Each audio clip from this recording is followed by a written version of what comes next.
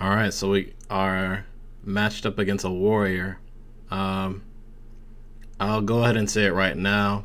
This video I had to end up editing, which you'll end up seeing toward the end of the game, but you actually don't miss any of the action, so you guys don't have to worry about any moves that I make that you're gonna miss out on. Um, Here, I think about it for a little bit, but I end up deciding to keep both Elise and Piloted Shredder. Um, Versus control decks like Warrior and Priest, you want to keep both of them. Um,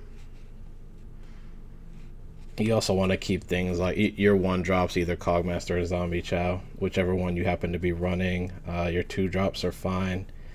Annoytron is excellent against Control Warrior, not so much against Patron, but Museum Curator is good. Shadow Word Pain is fine. You want to target Acolyte of Pain with Shadow Word Pain, but Armorsmith is also good if they run it. And so is Sludge Belcher. I take a big risk here and go ahead and run out Northshire Cleric just to test to see if he's got the Fiery War Axe, and thankfully my opponent does not have it, so Northshire Cleric's going to stick around. I don't have a 2-drop though, and my hand's fairly clunky. I'm definitely not going to be curving out. But I'm still hoping here he didn't draw Fiery War Axe or anything else like a bash to take care of this thing.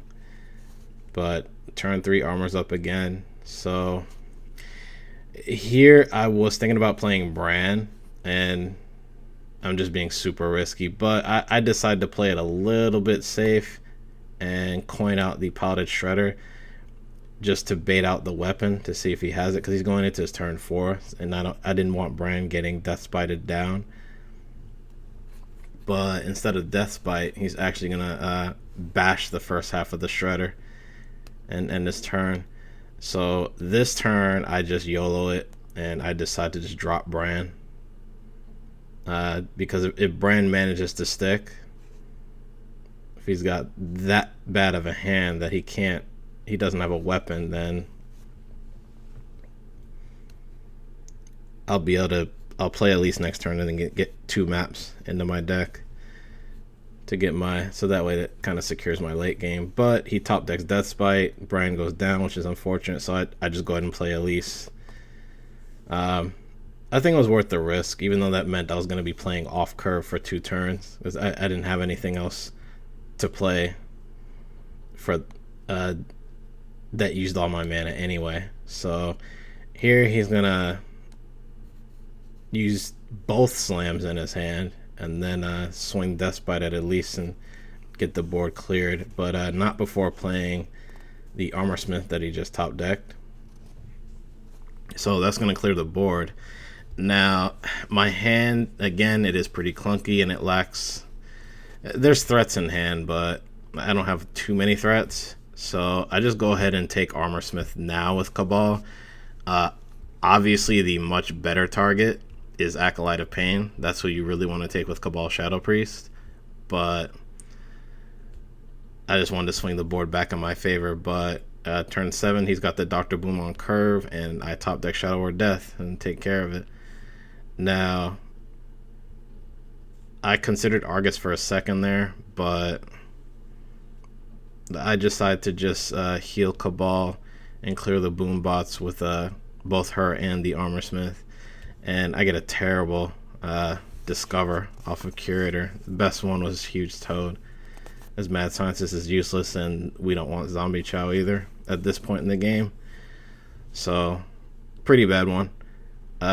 Second Death Spite comes out, and he takes out Cabal, and he's going to shield block, and that's going to end the turn. So here, I'm actually going to go with Huge Toad and Defender of Argus, and then heal my Armorsmith up to 5 health, just so I can get the maximum armor count that I can. This does mean that I'm going to have less protection against Grom if that situation comes up later in the game. But I'm definitely starting to run out of gas. and my opponent absolutely has card advantage over me. But the good thing about these Elite Warriors, they have more removal than the traditional Control Warriors that we've seen in the past. Their removal does line up pretty well against our deck, with the exception of a Noitron, Piloted Shredder, and basically any minions above 4 HP. But anticipating their minions in the early game is not as big a deal, because the only minion you'd really worry about killing is Acolyte of Pain, and you should try to get a clean kill on it with like Dark Cultist. There I just buff the Huge Toad, take care of the front half of the Sludge Belcher, and then Holy Nova to clear the board. Holy Nova is not that great in this matchup. It's not going to clear much. That's pretty much the best it's going to get. And go ahead and Power Shield the Argus since the Toad is injured, and I didn't want to catch and execute by making it a 6/7. So I still have Dr. Boom and Entomb, and I did manage to draw the map, so I'll get to cycle with that. Well, not really cycle, but draw a card and put the Golden Monkey in my deck. So I draw Shredder. So I got a couple nice pickups. And Noitrons, like I said, excellent against Control Warrior. So is Shredder. Now, Discover does also shine in this matchup, despite getting the terrible Curator earlier. But Museum Curator and Gorilla Bot, they keep threats coming. They make baiting their brawls out easier, especially if you can combo them with Brand. So you don't have to force yourself to wait for Elise to get 2 maps into your deck. As much removal as they have, they can't kill everything, and you're kind of going to see that in this game. They run a lot of removal, but they just can't kill everything because the threats just keep coming. Minions that make tokens with their Death Rattle should be top priority when you're making your Discover picks, or pretty much anything sticky, so guys with Divine Shield as well. Piloted Shredder, Piloted Sky Golem, Sneeds, Old Shredder, Sludge Belcher, things like that is what you want to pick. Here I make a pretty tough call, and I actually go with not playing a Noitron to protect the Dr. Boom, knowing that he could easily just kill it with the Shield Maiden and his axe, the last charge on his axe. But him clearing it this way, I realized that he's got Big Game Hunter in his hand, and the fun is in his sights. So I thought for sure a brawl was going to come there, but it doesn't. So here, I'm just going to play my guys and just try to contest the board, because I noticed that my opponent is starting to run out of cards, and he's probably not going to want to brawl this type of board, because there's only 5 power on here, and BGH and Acolyte contest this fairly well. So I'm being super safe with this Entomb. There are some specific cards you need to save for specific threats in this matchup, similar to Freeze Mage and Murloc Paladin. Light Bomb should be for Dr. Boom, and also should be used for Grommash, even if Grommash is alone and there's no other minions on their side. The reason why you don't want to Entomb Grommash is because there's only one target you need to save Entomb for, and that's for the possible Ysera. More often than not, the controllers I ran into were running Ysera. And if you Entomb something else and they have Ysera in their deck and they play it, the game is over. That's one of the only real ways they can win, Control Warrior can win, other than them just getting better or more legendaries than you post-Elise. But because of guys like Piloted Shredder and Noitron, the Discover minions that I run, I just end up going card for card against Control Warrior, which normally I don't like doing, but I just don't fear the Elite style Control Warriors because they have a lower threat density than the traditional Control Warriors, and we have the same late game win condition they do, potentially better if you can combo brand with Elise. And that can happen pretty often, since their game plan is to remove everything until they draw Golden Monkey and then win the game with a bunch of random legendaries. So they're going to give us time to draw our entire deck.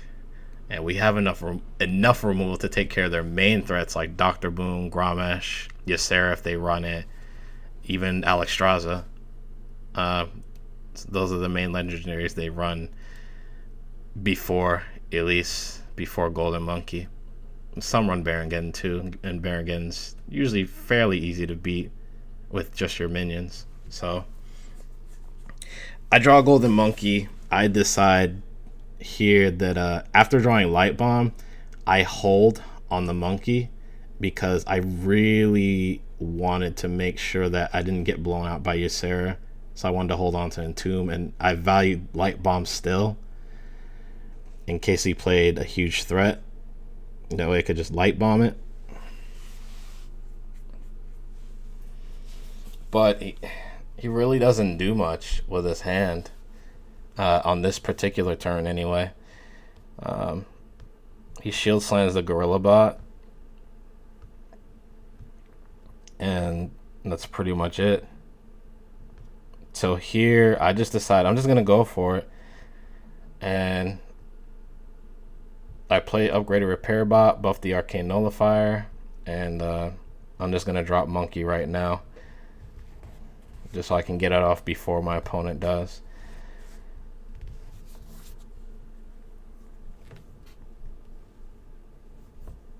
Now comes the brawl. And the monkey survives, which is good. That was the best possible scenario. But he's gonna use the use an execute to take care of this monkey.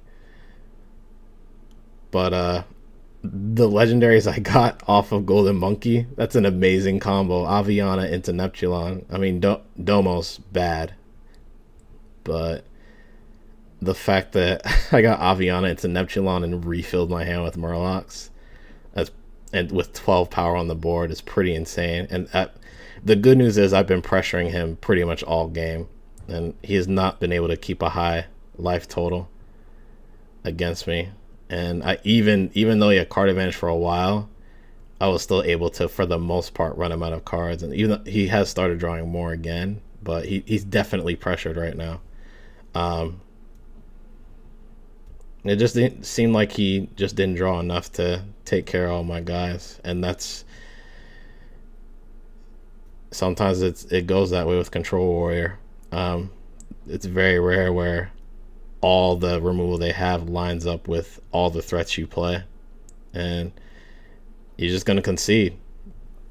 But yeah, that's gonna be the game. We got one more game, guys. Hope you guys enjoyed this one, and I will catch you on the final game.